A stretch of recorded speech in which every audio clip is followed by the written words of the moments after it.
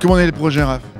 On a fait simplement une proposition au musée d'une sélection d'artistes et c'est venu comme ça petit à petit avec la rencontre d'envie.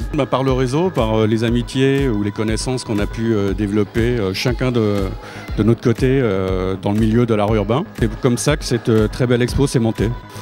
Et puis à un moment donné, on s'est dit que ça suffisait pas, qu'on n'était peut-être pas assez ambitieux. Donc on est encore monté plus haut dans les tours. On a été chercher des gens qu'on ne connaissait pas du tout, qui exposent dans des musées internationaux comme Villègle, au MoMA ou autres.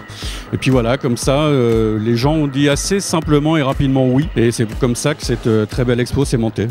C'est vrai que la Villa Médicis, c'est un musée de France, mais toute l'histoire de l'art a sa place dans un musée de France. Le street art appartient à l'histoire de l'art. Alors on est habitué à le voir à l'extérieur.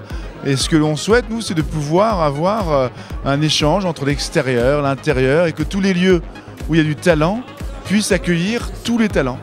Et ici, ben, voilà, on a autour de nous 3 artistes qui sont très impliqués à Saint-Maur, mais vous verrez dans cette très belle exposition des artistes qui exposent dans le monde entier.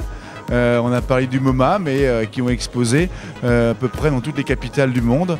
Et je crois que c'est une très très belle exposition que nous allons voir dans un lieu particulièrement beau pour ce genre d'exposition, la Villa Médicis, avec son jardin où il y aura des performances en direct, et cela jusqu'à la nuit des musées, c'est-à-dire autour du 20 mai, où on aura un moment formidable et magique. Dans la pensée collective, on commence à reconnaître notre art en tant qu'art, certainement, et aussi à se glisser doucement vers une reconnaissance dans l'art contemporain.